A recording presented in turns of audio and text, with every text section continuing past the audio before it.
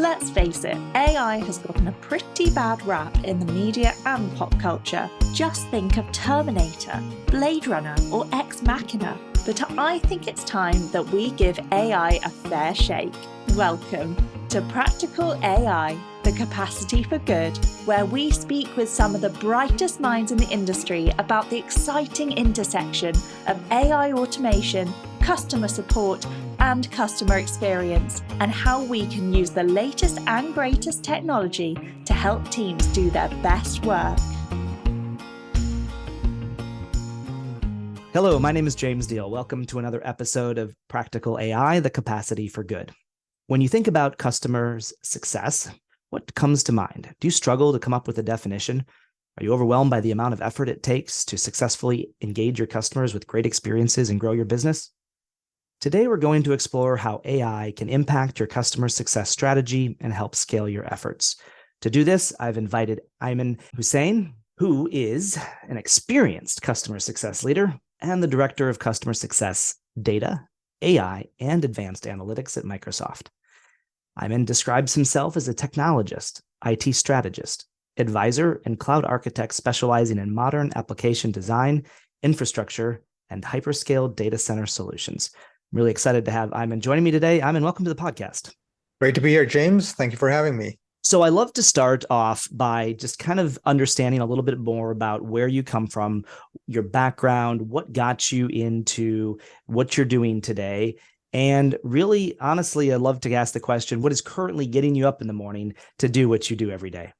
Yeah, absolutely. That's a great way to start. When I look at myself and what I put myself through to get to where I am today, the common theme is this mindset of strategy and management consulting. Early days of my career started as a contractor, which evolved into working for companies that were focused on customer or client outcomes. And that got me into strategy and management consulting. And then finally, it landed me today where I work at Microsoft. And the common theme here was always focusing on the outcome a customer needs or wants or a client demands or expects. You put that in the front center, you have purpose, and that purpose defines how you take technology or anything that is not even technology oriented to give that fulfillment that comes with it. Now, this disposition is not for everybody. I think I'm disposed to this due to the fact that I have that mindset of customer obsession and being in a consultative space, which gives me the background and the foundation to move into this role.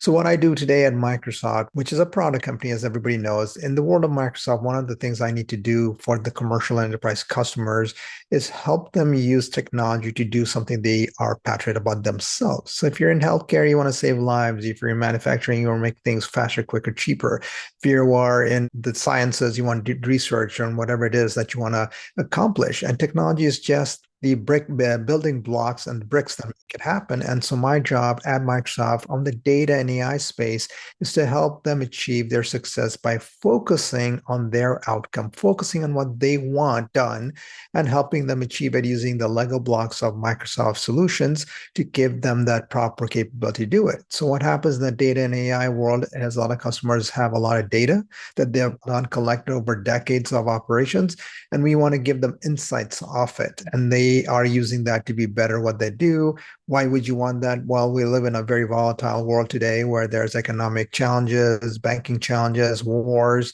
that impact how well you work and how ready you are for the future capabilities of being in business. I mean, look at it. We are coming out of the COVID pandemic. And if you weren't prepared, your supply chain, your ability to have people work remotely, all is that impacted. And that's what technology is supposed to help you do that. I take the technology that Microsoft has in the data and AI space, bring it to the customers and help them do more with it so that they can achieve their goals and successes. Awesome. So you have this interesting kind of evolution in your career from computer programming to consulting to customer success. Where's the jump from computer programming to really being so passionate and advocate around customer success and the customer experience? That's a great question, right? Think of it this way. When you're a low-level employee, even in a contractor consulting or programming, you're doing somebody's ideas that they've come to you, right? Somebody says, build me a report, bunch of servers to do XYZ. Somebody had that idea. In the C-suite, we have roles that supposedly have those ideas, but not naturally always the ones that are doing that ideation, right? You're the CTO, CIO, CEO, CFO, CMO, you name all these people with the C-suite names that are putting the direction of a company together. And then it translates all the way down to the rungs, down to the programmer or the developer who is at the lowest of it, perhaps doing that work. What I wanted to do is figure out why we were doing these things. One of the challenges I had in the early career of my technology was some of the decisions were not properly thought. They were poor. And we're looking at it, and I could tell looking upwards, I'm like, you know what, this thing's going to fail miserably because these things weren't accounted for, but I had no say or voice in it. And so I started looking upwards. I'm like, who has that say? Who has that voice? And if you go up the rungs of those ladders, you realize that these C-suite people are actually invoking some strategy and management consultancies like McKinsey's and the PwC's to help them create these ideas, help them grow and do whatever it is they need to do. And I said, well, if they're coming with the ideas and they're creating ideas that are not necessarily the best for the customer, that means I need to get there and show them some of that capability. Well, evolution has happened in technology. You have mindset of being agile. Well, I remember in the days of waterfall technology, deployment, project management, now we're in agile. That was in, let's get the feedback, roll it into a development cycle and recreate whatever it is so that we don't waste time and massive amounts of projects that ultimately fail. If you look at US here, particularly massive projects in technology have failed for large companies that decades to get going, and then you realize they're just shelving it and writing off the cost. So that's wasteful. And so I started going from the bottom up towards the top so I could get to the place where those decisions are made. And that's one of the ways you get to that place. And these organizations like the management consultancies are where those things are happening. And then you have to kind of button up with the product companies like the Oracles and the Microsofts and the Googles, because they are now creating the solutions that these management consultancies are coming up for their customers and demanding the ecosystem for it.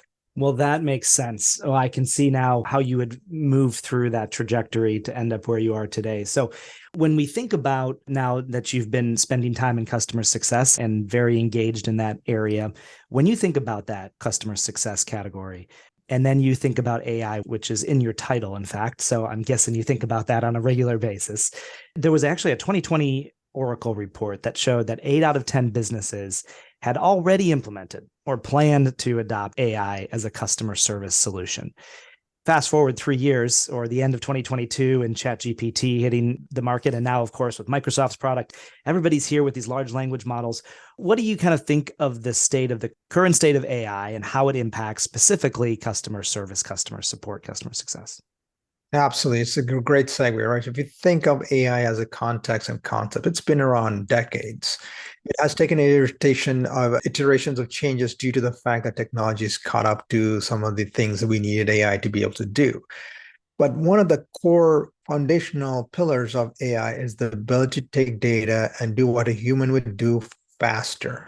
So the early onsets of machine learning concepts or reinforced learning, all these things had one purpose. We would take a massive amount of data, we'd punch it in a way that would give us some results, right? So if you think of mainframe developers in the old, like 30, 40 years ago, a business analyst will call up the operator and say, hey, I need a report to do XYZ, right? And they will run the report. But before they could run the report, the data analyst or the web programmer would have to know what table to look at, what tables to merge, what data points need to be brought together, then save it and then rerun it against something else. A lot of computational knowledge, tapes and disks and all that to mount and get all the data. That was what a human would do. So what happened with the onset of AI is we are taking that human activity, speeding it up for those repeatable tasks. For example, if you're a programmer, if you have any basis of program, one of the common themes of algorithms is this thing called the for loop. For 1 to 10, do this 10 times, right? It's called a for loop. You iteratively run the code over and over again to get to the result you need. Now, the for loop is a great, powerful expression in programming, but it moves so much faster now that you don't have to worry about repeating a task by hand. If you think of the early onsets of SQL databases or Excel files, we would transition that workload to the analyst who had an Excel file open. They would connect to a database backend, grab the data, and then they would manipulate using the rows and columns and the formatting to get something that looked fine and quick and nice, right? And if you're following the Microsoft product suite, Microsoft Office 365 or the Excel product that comes with it, we have this ability to do pivot tables or what if scenario analysis. What essentially AI became easy to do is like it saw a bunch of data, it looked like a zip code or a social security number or a name or an address, and it gave you some what if scenarios like, hey, what if you're looking for this? What if this is what it is? And we started using pivot tables. That is that generative AI has caught up to. We have a lot amount of data. We're taking the human element of doing things that otherwise we would have to sit there and do. And so when you think of my customer success, or support or those things, we are taking the human element out, but you cannot remove the human element. We're taking the human element of the way of volume. If you are a tax processor, you would have tax accountants look through all the tax documents, especially around tax time 1040s, looking through all the columns, making sure they're done right. Well, that was a human looking with hands at a document, making sure everything was done right. But imagine if we can scan it in today and we look at the boxes and say, hey, if this box is empty, that means this form is inaccurate. So take that, put it aside. Then we went to that. The same thing happened in the IRS. They ran these forms through these OCR systems and they said, oh, these forms are incomplete. These numbers can't be read. Set it aside, give it to a human. They'll go process it. Then we got into cognitive services. So we use cameras and scanners to start recognizing letters, OCR type things, voice, all that. Now we're taking that human element out that requires us to do that. So that's what generative AI has reached. AI in the world of Microsoft is adding those capabilities that tools couldn't do because either the systems were too slow or programming did not exist and matter. For example, your mobile phone. Right now, if you're driving in your car and you want to use your mobile phone as your destination mapping software, you would have to type it in. But what if you could speak it in? Well, to speak it, remember, you have to hit the microphone button. You have to say words that are articulated, processed at the cell phone level or the mobile phone level, then sent to Google Maps or Waze to tell you where the mapping software needs to go and do things that you would use your fingers to do it, right? Well, imagine the amount of power that a mobile phone needs to have to process that voice file, translate it to notable the coordinates or address points that then gets fed into Google that you would do naturally if you were typing in an address and then gives you the thing to go drive towards, because in some states you cannot drive with your phone in hand, right? So that's the idea. So we are using technology to do that. What the AI piece of it is and essentially getting to the generative point. So ChatGPT. So right now, you and I are talking in the year 2023, ChatGPT 3, 4, 5 very soon are going to come out. What does that mean? That means that we are making that model that is basically a computer program process faster using the humongous amount of CPU that's available in the world through these companies like AWS and Google and Microsoft Azure. So we can process these large language models so that when you ask a question, it has the intelligence built in through the model, which is processing faster and faster to be able to give you the data that you need. Otherwise, you'd sit there and do the same thing. Like example, not even too long ago, maybe even 2 years ago, even a year ago, if you wanted to do some research for a book or a document or whatever, like talk that you want to do, you would have to go to a search engine like Bing or Google and type in those things, collect it, save a link, just type it differently, save a link, read those things, come back, research it, write it in a Word document, whatever. You're doing all those own pieces. With generative AI, what we're doing is taking those things and task linking them to get you there. So you can go to ChatGPT, for example, and say, hey, give me the 5 books that were talked about in this Revolution 4.0. Well, the first thing that ChatGPT is doing is to take that wording, what you said, translate it from words to text. So there's probably an engine that does voice recognition there. So that's a little bit of computer program there. Takes the text and says, okay, I'm going to feed it to a Google-like engine to see all the links that pop up. Then I'm going to open those links, read them, and then I'm going to try to correlate that into something sensible. Well, those tasks are linked to give you this research document that sounds very Star Trek-ish, right? You talk to the computer, tells you what it is, but essentially those are tasks linked. Guess what? 100 years ago, you would ask Peon to go do that. It's like, hey, go get me some research. That's what lawyers do with their clerks, right? The lawyers say, hey, I need to go find precedent law. They would go to the law library, pull up all these books and read it or know it, and then have these massive amount of research done. Well, that's what they're doing. They're removing the element and using the speed of light to get it faster and quicker. So in the world of Microsoft ChatGPT or AI, AI are the things that we want to do to make your job faster, quicker. And those are what we need the customers to do, not just a novelty. What would make your job faster and quicker by using these technologies? That is a great description of how it works and how it's affecting people. As we think about AI, that is really what I think the value of AI is, making everybody's life, jobs easier, better, faster, more productive. People are worried about AI, thinking it's going to take their job away. I think if it's used correctly, it's going to enhance their job. So how does Microsoft think about the AI human augmentation? You were kind of speaking to it a little bit there, but I'd like to dive a little bit deeper in how do you see it, and what can people in this industry learn from what Microsoft is doing in this area? Absolutely. I'm glad you bring that up. So if you think of a keyword you brought up here as augmented humanity, that is what we want to do. We want to augment it. It is not taking somebody out entirely. We need to augment it. And if you think of some of the basis of technology that has already been around for a while, for example, if you're a pilot in today's aviation world, and for the last 20, 30 years, there's been automation in the airplane cockpit or the flight deck, so to speak, right? They have always had it. For example, in the old days, if a plane had a malfunction and they needed to land the plane, they would pull up the chart and look for an airport and say, okay, this is where we need to go. Let's change the compass and go there. What happened with the advent of GPS and systems like Garmin technologies, you just click a button that says nearest airport, and the computer basically says, well, you're at the chart at this coordinated, this GPS location, therefore the nearest airport is here. Here's the information you need about the airport, go land. But you still need the pilot to land. Now, we have gotten technology to the point where you can land the plane without a pilot, but there are certain things that are not going to be interpreted by the computer because the amount of information requires you to process that at a real-time place where your human brain can do. So when I think of humans in the world of now and Microsoft as a technology provider, what we need to understand is those repeatable tasks and steps. So if you think about citizens development mindset, you are empowered to develop things that your mind will allow you to do. For example, a medical professional, you went to medical school for 8 years, maybe did residency for another 4 and 12 years journey. You take that long because your human brain can absorb knowledge. Just keep it in a place for recovery when you are in front of a patient, right? Think of that as an acceleration. So you can be a medical professional using ChatGPT-like capability by asking the right questions, but you cannot ask the right questions if you don't know what you're observing or looking at. A great example of this is a veterinarian, right? We humans go to a doctor and say, oh, my belly hurts, my head hurts, my eyeball hurts, whatever it is, you say that.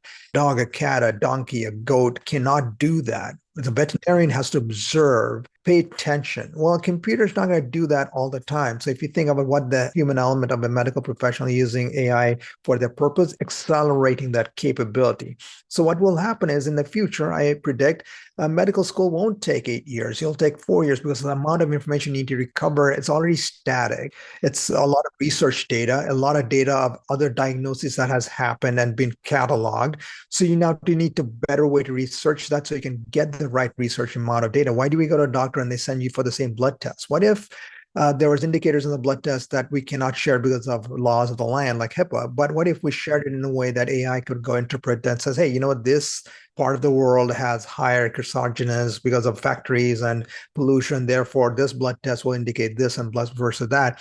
Those are what the researchers like CDC would do. Like, hey, what is there a pandemic? Why is there a pandemic? Is there pollutants in the water? Is the the ozone layer a hole or whatever? Those things are going to accelerate. If you are in the world right now and you want to figure out what career to do, nothing should change except focus on those careers that does not require you as a human computer to do things that can be done as a computer. So customer success, customer support will still be there. What's going to happen, and it's already happening on these websites when their bot shows up and says, hey, how can I help? And it's interesting, depending on the generation you are, a lot of people prefer to talk to the bot before they want to talk to a human. There was a generation that preferred talking to a human versus the bot. I personally like to talk to a bot. Like if I'm talking about my cell phone bill, I'd rather ask the questions, but what am I asking? You can't just say, hey, I'm pissed off, my bill is high.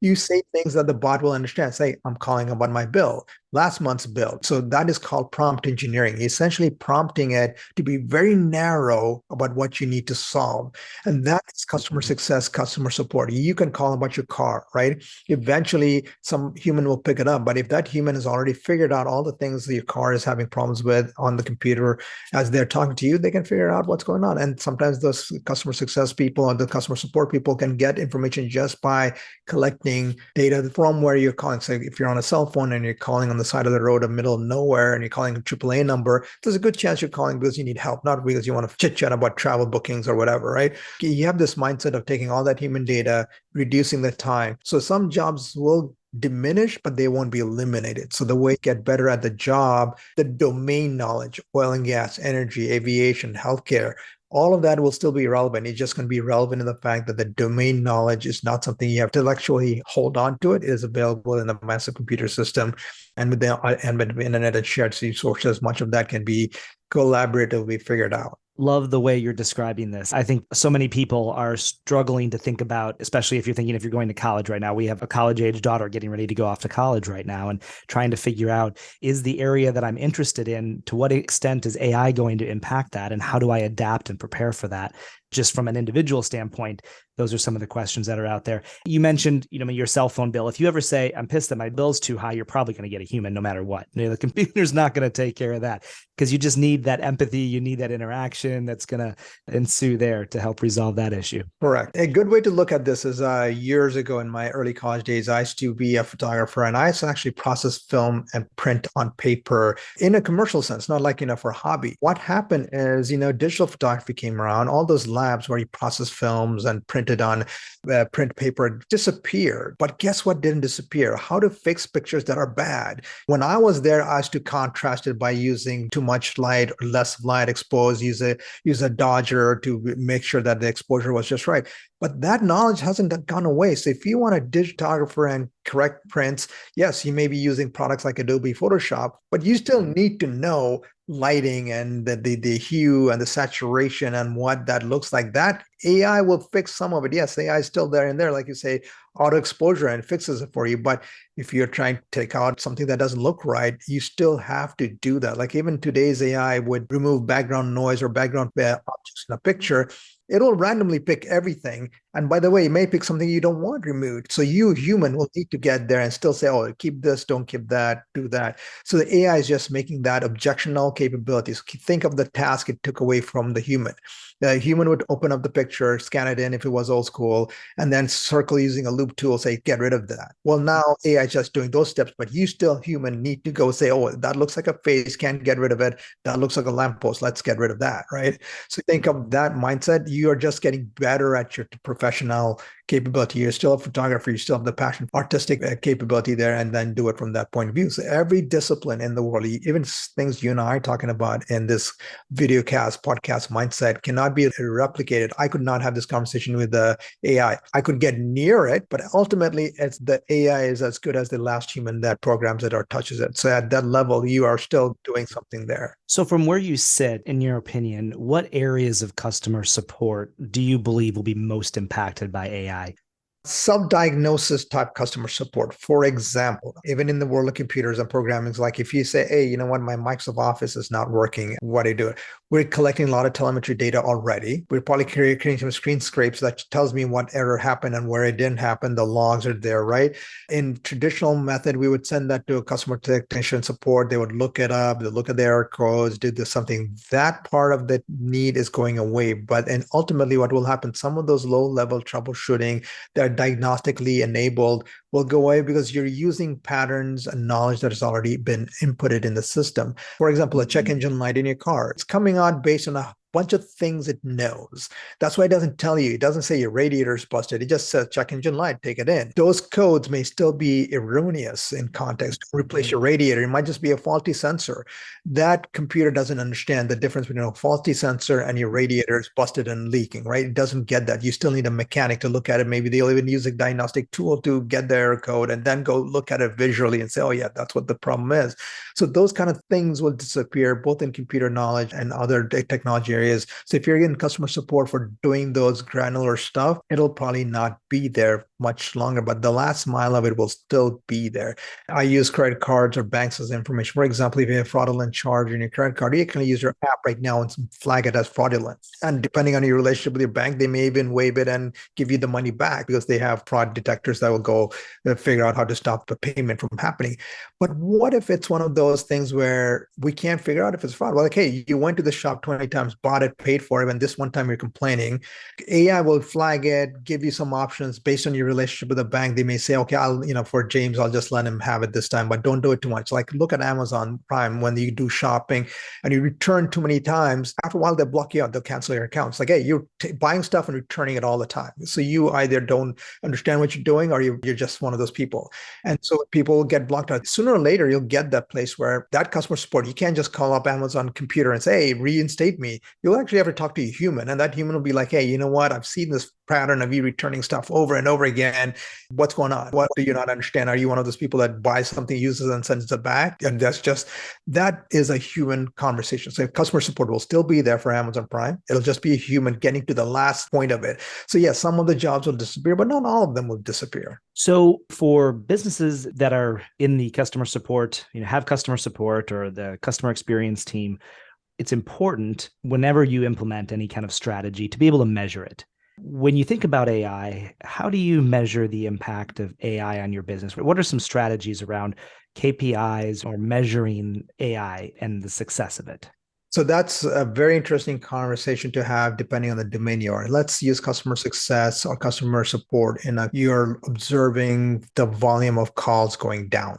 Maybe that's the metric, right? So how would you justify AI in that space? Well, if you had 10 calls this month and you only had one call next month because you implemented AI, that means AI did certain things for you. Either made the quality of the calls better or to give you telemetry data that sent it back to product engineering to go fix something that's always broken, or you had an interaction that was solved before the human got involved. So the AI investment there is that you did not have to hire people. For example, retail stores during Christmas and holidays. AI could augment that. So your investment for AI is like, I did not need to hire 10 more additional folks to do this. So I just used AI to augment that. And therefore the investment made there should be lesser than the humans had to be hired for that job. That's the way you would look at the AI investment. But the AI investment is really based on the domain knowledge of how success is measured. If you're a lawyer and you're doing briefings and you have to do case law a lot, your AI investment might be the fact that you didn't have to clerk for somebody or pay for a clerk or hire a lawyer at high cost to go do those kind of things that a tradition would not require. So the AI itself pays for it in that context of that capability. But then AI in let's say the field of medical science probably won't work very well because our laws of the land does not allow you to just call a computer and get diagnosis, get prescriptions delivered, right? So in that case, AI might be something of volume and scale. Like, hey, I have one pharmacist at CVS today. I don't need the three others if we did level of AI capability behind the scenes. For example, calling and checking insurance. Guess what? If you go to any of the US-based pharmacies, you'll see that pharmacist on the back on the phone talking to somebody because insurance denied it or generics are not approved. Well, guess what? AI can take care of that. Now, that pharmacist is so valuable, well paid, high top dollar, should not be sitting there on a phone talking to probably somebody in a different part of the world trying to figure out why the generic medicine was not approved or not approved, or can they get approved.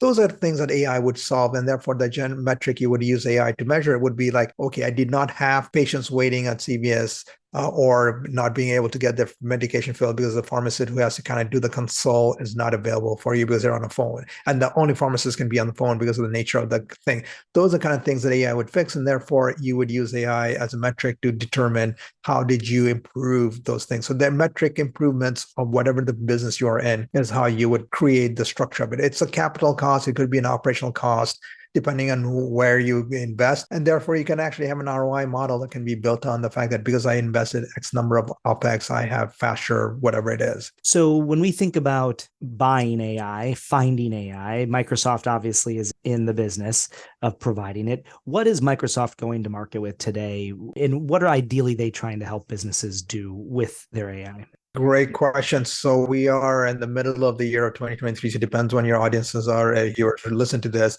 We have this thing called Copilot. The word co-pilot is designed purposefully, co-pilot. You're still the pilot, it's going to co-assist you. And that is what we're going to market with. We're using Copilot, which is essentially an AI enhanced capability for almost all the products we have that'll get bolted on to it. For example, you open up Microsoft Word and you say, hey, I want to write a note for resignation. Today, you have to kind of figure out quit because of blah, blah, blah, right? And based on your language preference or capability of writing well, it may sound good or not sound good. But Copilot will do exactly that for you. They'll say, hey, write me a resignation note, and it'll write it in Word. And it will use the natural language model learnings that it has been programmed to do, use the style you tell it, the kind of context of discipline you're telling. So that Copilot is going to help you write better emails, better notes, better documentation, better capability to do those kind of stuff. And then if you're a developer and a programmer, GitHub is the platform we use for the developers. We have Copilot built into that. So you don't have to know all the natural language or computing language to do that. For example, you can say, hey, I'm a C# guy or girl. That's all I know. I don't know Java. I didn't learn it. You can now use Copilot to say, hey, take this C# code that I wrote, translate it into Java and show me what it looks like. And so that's what Copilot will do. It'll take all the context of C#.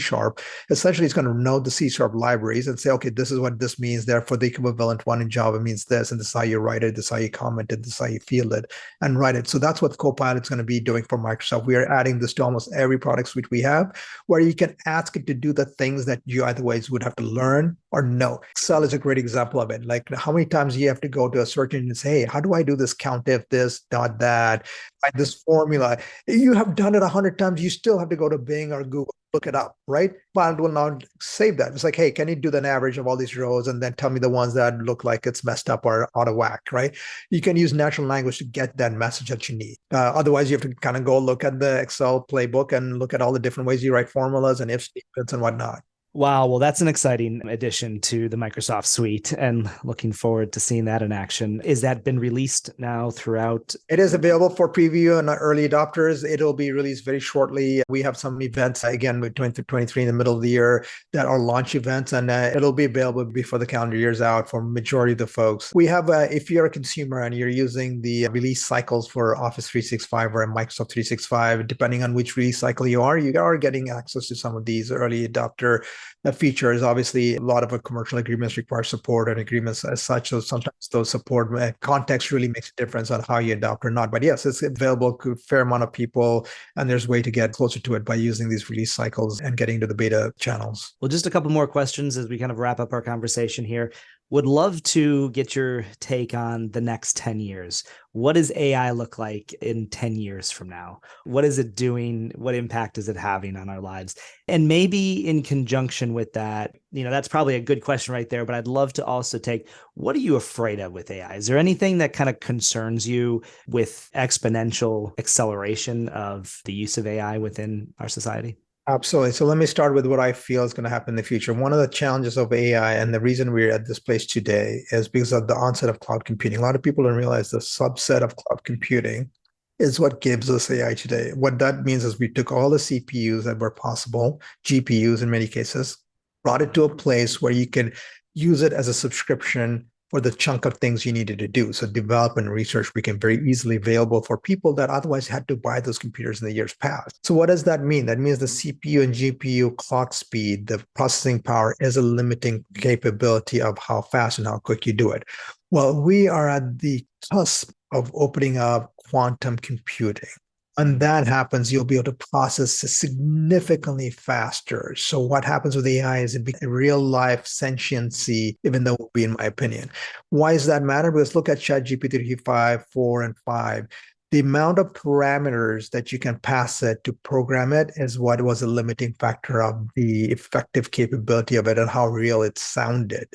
The number of parameters essentially is in the billions today, but it can be multi-billions, even trillions, if you had faster computers, or you're just sitting there programming this model for decades, right? That's what it is. Like, oh, I'm going to program this model for years and years and years because it takes that long for the computer to do natural computing. With quantum, that's going to speed up. So you will have very efficient language models for whatever it is created because of the fast computer behind it. So quantum will inject into AI and make it almost real time fast. And depending on the quantum computing, make it real efficient to do those things that we have struggles with in the world of humans. For example, a self-autonomous car only works very well if all the other cars on the road are autonomous at the same time, because you have predictability on it. The minute you have autonomous cars having problems with other cars that are not autonomous is because the human element incapable of deciding what to do in the way the computer would be. Like even if you're going down a deer crossing and a deer pops up and pops back into the bush, you as a human will slow down, pause, and say, you know what, I better be careful there because that deer might just jump up again. Autonomous car, unless you programmed it, will not do that. Autonomous car, oh, there was a deer. Oh, it's deer's no longer there. Therefore, I should go. So now you might have an accident because a deer might come back because a deer is the unpredictable element here. That's what computing will do for us in the autonomous world, and AI is going to be a big part of it. So a lot of those things that requires human to calculate will start becoming more efficient and quicker. So we have an amazing amount of automation in the world from things that cannot be automated because of the human element. The downside of that as the malicious intent of people exponentially rise. It'll get to the point where it'll mimic behavior and patterns that humans will not be able to discern as not being capable. Now, there's two schools of thought. This school of thought is let's govern with laws of the land, or there's schools of thought that said let's make technology so that there's a fail-safe that people can automatically recognize of how it is. I don't know what the future looks like, but I think the best part of it is ability for automation in a way that makes us feel more productive. And in depending on what it is, and humans will always have a transition of roles and jobs that will over time. Like I use the example of the photographer, right? Those labs don't exist anymore. You go to CVS, they don't have the photo guy anymore, girl anymore. They have a computer. You can print all the prints you want from your USB drive, right? And so that kind of change will happen, and AI will make those kind of changes more faster and quicker. That some jobs will disappear, but people will not be left out in the cold. Like the same thing happened with farming and automation of car manufacturing in the turn of the century, last one. But the bad part of it is there's going to be a malicious intent. And most of this malicious intents will be for people with malicious intent. It's not going to be accidental malicious intent. It'll be designed for that purpose. Like we have spam calls and spam emails and all these kind of stuff. They weren't somebody just spammed you for wrong purpose. They know what they're trying to do. They're trying to get to it. So I think there's going to be a humongous amount of challenge there. So I feel what that's going to do is catalyst us into this encryption mindset, what will be quantum proof. For example, today we have encryption certificates, 128K, 128-bit, 256-bit. Well, you'll get to the point where it'd be so massive, even a quantum computer cannot break it. Therefore, you will be able to understand if it's a human or a quantum behind it. For example, today we use badges to enter a door. What if we use genetic genome data from your fingerprint or a blood to enter a door or not? Well, AI computer probably won't be able to mimic that. Therefore, those kind of intrusions in computer systems will be navigated because we're using a human factor for something that a quantum computer cannot break. Therefore, that malicious intent goes down equivalently. But there will be a lot more of these scams that will come up that make people think twice about AI in that. And I think there's going to be a amount of regulation that will seep in, especially in the modern world, at least in the US. I think there'll be an intent to do that because it has proven that some things that went unregulated does have early adopter wins. For example, remember the days when you could do a MP3 files and share it with your friends and buddies. The musicians were getting upset and they said, no, we got a better way. Well, it's not digitally right protected. You can't do that anymore. Same with contents and streaming. You can't tape it, either BitTorrents, all that. Use technology to augment that, but there is going to be a malicious group of people that will start off wrong intent or trying to capitalize on early adopter wins that are not ethically or morally right. I mean, that no matter what you look at, whatever the material is or the technology is, the problem is still with people. So people will use those things to do malicious and have a malicious intent if that's their intent. So, and that's what we have to stay on top of. Yeah, absolutely. So podcast is called Practical AI, the Capacity for Good. I have one more question for you, but before I do, maybe you could just leave our audience here with what is something really good that you see coming out of AI and the impact of that? Absolutely. So, we live in a world that has over 8 billion people. You and I live in the US. We get very narrow focus on the 380 million some people. There are people around the world that don't have access to education or technical skill enablement because they just don't have it.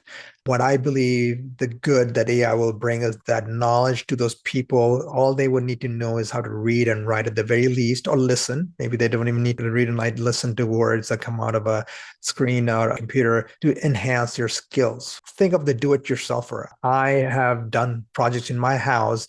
Traditionally would have been a contractor grade person that would need to do it. But I went to YouTube, looked at some videos, I gave it a shot, and guess what? I succeeded. But that was knowledge gain because somebody put the knowledge in YouTube. Say, this is how you fix a broken pipe, or this is how you change a light bulb, or a receptacle of power. These are the things you need to watch out for. So in a developing world where education, structured education is challenging or not available, if you democratize that information through a smartphone or a smart device with 5G internet capable, the mobile network, person, a child, someone in a school across the world can get the same level of education and access to data because of AI and be able to structure the curriculum that helps them. So they can be better farmers, they can be better sustainability experts, save the planet almost as efficiently in that way by doing the things that we forget to share because knowledge is not shared equally. And so I think that's the power of AI is going to make it easy for us to do that, where we'll just look at it on the network, internet, or whatever platform it is, and get the knowledge of what it is that we need to do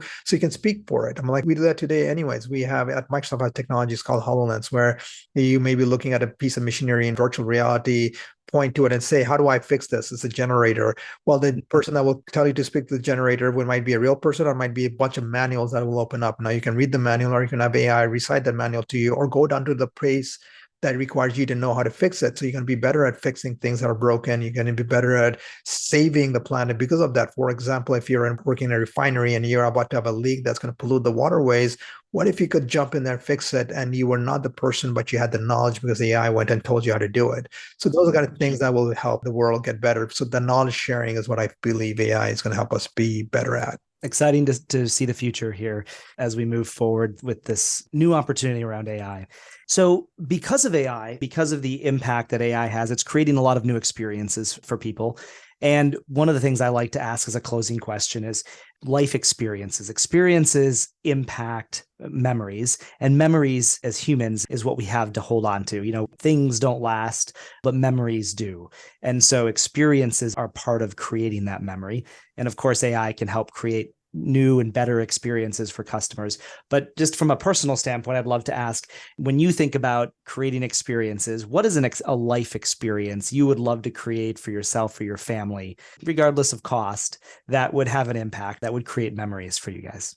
I'm assuming in context of using AI, right? So think of it this way. In my lifetime, I don't think I'll ever be able to experience what a lunar soil would look like, or Martian soil, or, maybe go to top of Mount Everest, because it's just not going to happen in my lifetime, right? Or not capable to be a part of that kind of adventure. You can use AI to recreate that synthetic experience of things that were here now or were in the past, and that will really disappear because of that change of humanity and the world and the global footprint. Those are the things that I want. So you can experience things that is just that, an experience. For example, I use the Disney World example. There are people that love Disney World and go there every year, and there's people that do it once and done, right? Imagine that. That is not because they didn't like it. It's just that experience intent was eventually fixated on that reward they get back. I have discredit to a movie theater. I don't go to movie theaters anymore to watch movies. I watch it at home on streaming media, not because I didn't like movie theaters, because I like the ability to pause, rewind, replay, or go take a nap between movies, right? You can't do that in movie theater, right? So think of that. My experience of watching a new release, there'd be Avatar or maybe, Mission Impossible, whatever it is, I will watch that at home. So I will wait for a few months or weeks or months before it shows up on the streaming content, because I want that experience. But imagine that. I don't need to go see Machu Picchu and Peru. I could watch it in virtual reality using AI, augment almost all the sensations of it. And then that's the kind of stuff I look at, is you can make the world accessible just by making those experiences happen. So I would do travel experiences for myself and my family for things that you don't really know to do that, because, there is a life impact, monetary impact, and time impact to experience those things. Well, Ayman Husain, thanks so much for joining me today. This was a great conversation, very insightful, love the perspective, and just look forward to hearing more from you in the future and Microsoft as they charge forward into this new frontier. Yeah, absolutely. Likewise. Thanks, James. I appreciate the time. Thanks a lot. Practical AI, the capacity for good, is brought to you by Capacity, an automated help desk, knowledge base, and customer experience platform. Be sure to subscribe, rate, and review us on Apple Podcasts, Spotify, and Google Podcasts, or anywhere else podcasts are found, and click follow so you don't miss out on any future episodes. And if you would like to improve your customer experience and internal operations, head over to capacity.com and get started for free. On behalf of the whole team, thanks for listening.